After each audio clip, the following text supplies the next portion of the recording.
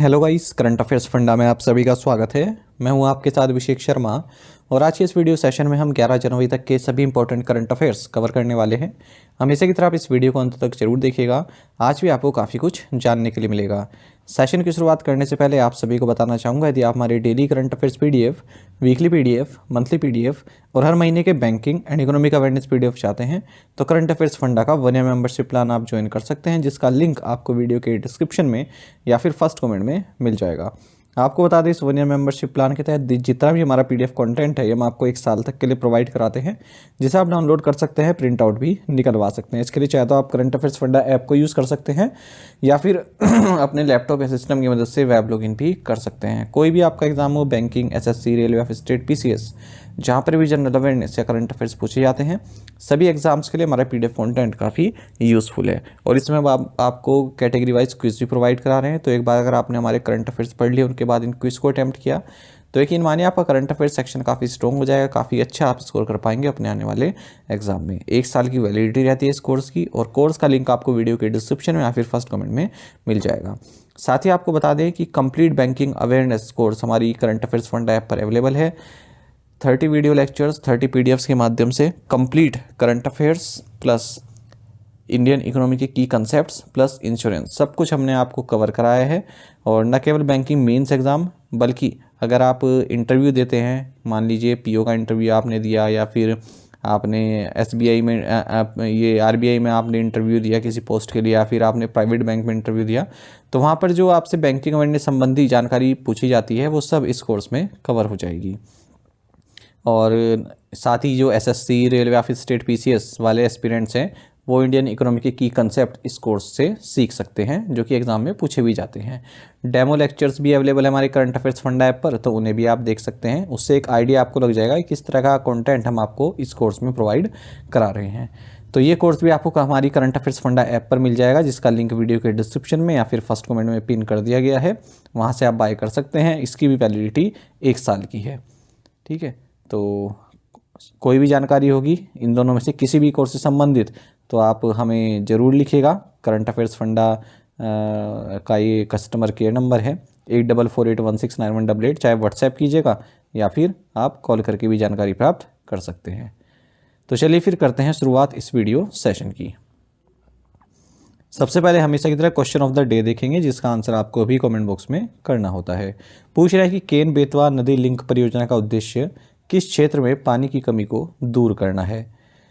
The Ken Betwa river link project aims to solve water scarcity in which region. Option हैं तराई, चंबल, बुंदेलखंड या फिर Coromandel coast.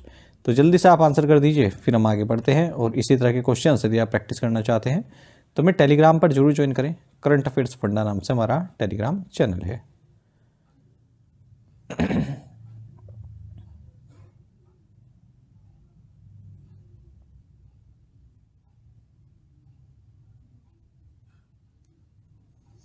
What is the theme of arrow India 2025। Arrow India 2025 की theme क्या है? Options आपके सामने हैं। सही आंसर ऑप्शन डी है, the runway to a billion opportunities. 15th edition of Asia's biggest aero show, जिसका नाम एरो इंडिया 2025 है, तो ये एशिया का बिगेस्ट एरो शो है। और 15th एडिशन इसका एयरफोर्स स्टेशन येलाहंका, बेंगलुरु, कर्नाटक में होगा 10 से 14 फरवरी 2025 के बीच में। और इसका थीम रहेगा the runway to a billion opportunities. तो इसमें एयर डिस्प्लेज यानी कि एयर शोज़ भी दिखाए जाते हैं। कई तरह के मिलिट्री विमान इसमें देखने के लिए मिलते हैं, मिलिट्री इक्विपमेंट्स देखने के लिए भी इसमें मिलते हैं, एरोस्पेस सेक्टर से जो आते हैं। साथ ही डिफेंस मिनिस्टर्स कॉन्क्लेव भी यहाँ पर आयोजित की जाएगी, जिसका थीम रहेगा bridge, building resilience through international defence and global engagement. Tuhin Kanta Pandey has taken charge as the secretary of which department in the ministry of finance.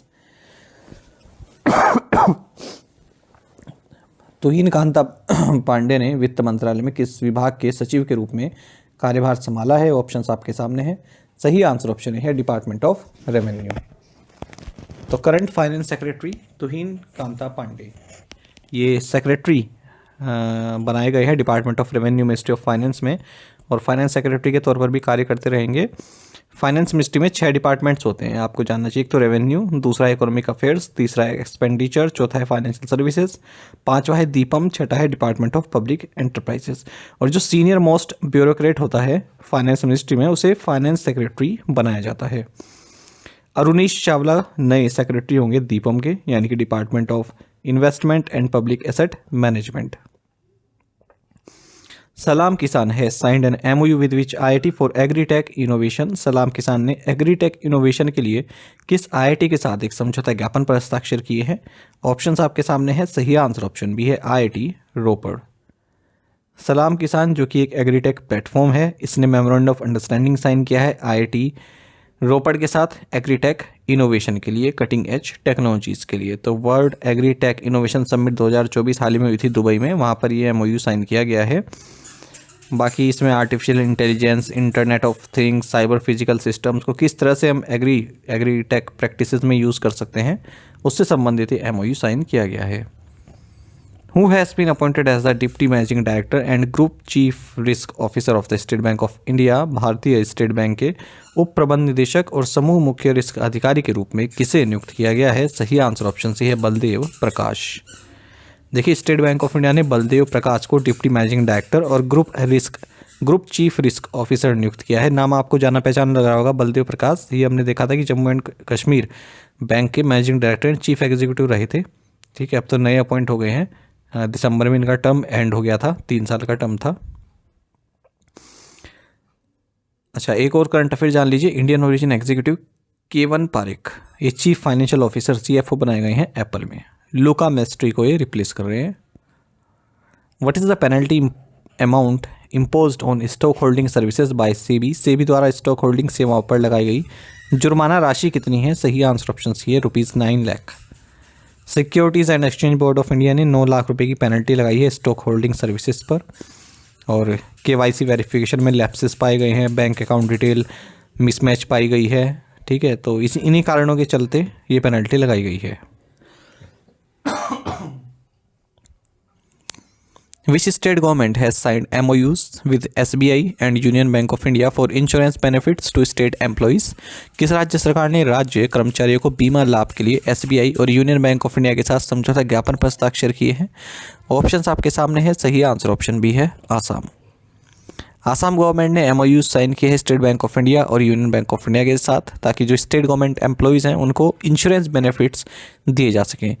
तो ये जो बेनिफिट्स हैं जीरो कॉस्ट पर प्रोवाइड करे जाएंगे, जिसमें मिनिमम 10 लाख रुपए का टर्म लाइफ इंश्योरेंस है, मिनिमम 1 करोड़ रुपए का एक्सीडेंटल डेथ इंश्योरेंस है, 1 करोड़ रुपए तक का परमानेंट टोटल डिसेबिलिटी इंश्योरेंस है, 80 लाख रुपए तक का परमानेंट पार्शियल डिसेबिलिटी है और 2 करोड़ रुपए का एयर एक्सीडेंटल इंश्योरेंस है। What is the name of Kotak Mahindra life insurance new HR virtual assistant? Kotak Mahindra life insurance के नए HR वर्चुअल असिस्टेंट का नाम क्या है? ऑप्शंस आपके सामने है, सही आंसर ऑप्शन डी है Kavya. Kotak Mahindra life insurance company limited ने काव्या, जो कि एक एडवांस्ड HR वर्चुअल असिस्टेंट है, ठीक है जी, AI जनरेटिव AI से पावर्ड है, इसको लॉन्च किया है ताकि एम्प्लॉयज़ का जो एक्सपीरियंस है, इंगेजमेंट है, वो बढ़ सके। तो यहाँ पर क्या है, जो भी इंटरेक्शन है या फिर जो भी इंफॉर्मेशन शेयर की जाती है एम्प्लॉयज़ के साथ, उसको कॉन्फिडेंशियल रखा जाता है। ठीक है, और एम्प्लॉयज़ यहाँ पर अपना फीडबैक भी शेयर कर सकते हैं, जो भी कंसर्न है बैंक से संबंधित उसको भी शेयर कर सकते हैं काव्या के साथ।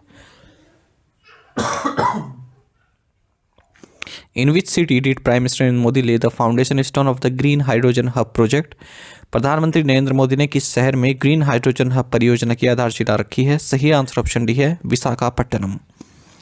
प्राइम मिनिस्टर नरेंद्र मोदी ने ग्रीन हाइड्रोजन हब प्रोजेक्ट की आधारशिला रखी है विशाखापट्टनम, आंध्र प्रदेश में। इसे जॉइंटली डेवलप किया जा रहा है NTPC ग्रीन एनर्जी लिमिटेड और new and renewable energy development corporation of Andhra Pradesh के द्वारा, और ये लोकेट होगा पुदीमदा का अनाकापल्ली डिस्ट्रिक्ट में। ये फर्स्ट ग्रीन हाइड्रोजन हब है नेशनल ग्रीन हाइड्रोजन मिशन के तहत जिसे बनाया जा रहा है।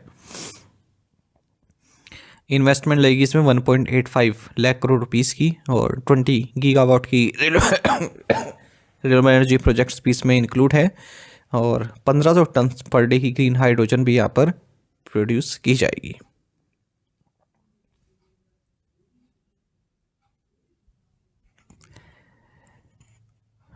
नेक्स्ट क्वेश्चन देखते हैं।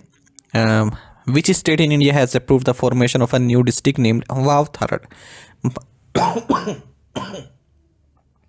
भारत के किस राज्य ने वाव थराद नामक नए जिले के गठन को मंजूरी दी है? सही आंसर ऑप्शन ए है गुजरात। तो गुजरात गवर्नमेंट ने जो बनासकांठा डिस्ट्रिक्ट है उसको बाइफरकेट कर दिया है और नई एडमिनिस्ट्रेटिव यूनिट बनाई, इसका नाम है वाव थराद डिस्ट्रिक्ट। और इसी के साथ जो नंबर ऑफ डिस्ट्रिक्ट्स हैं गुजरात में ये 34 हो गए हैं। Reserve bank of India has approved the merger of national cooperative bank with which bank. भारतीय रिजर्व बैंक ने राष्ट्रीय सहकारी बैंक के किस बैंक के साथ विलय को मंजूरी दी है? सही आंसर ऑप्शन डी है कॉसमॉस कोऑपरेटिव बैंक। तो रिजर्व बैंक ऑफ इंडिया ने नेशनल कोऑपरेटिव बैंक का मर्जर अप्रूव कर दिया है कॉसमॉस कोऑपरेटिव बैंक के साथ। और आरबीआई किस सेक्शन के तहत करता है? Sub section 4 of section 44A section 56 of banking regulation act 1949। इससे पहले जो national cooperative bank Bengaluru Karnataka माफ़ कीजिएगा, जो national cooperative bank Bengaluru Karnataka है ये अब कॉसमॉस कोऑपरेटिव बैंक लिमिटेड की ब्रांचेस के तौर पर कार्य करेगा। इससे पहले हमने देखा था कि मराठा सहकारी बैंक और साहेबराव देशमुख सहकारी बैंक इनको भी कॉसमॉस बैंक में मर्ज कर दिया गया है। टू द पॉइंट क्वेश्चन और उनके आंसर्स देख लेते हैं। How many seats are there in Delhi assembly? 70। Greenland is an autonomous territory of which country? Denmark.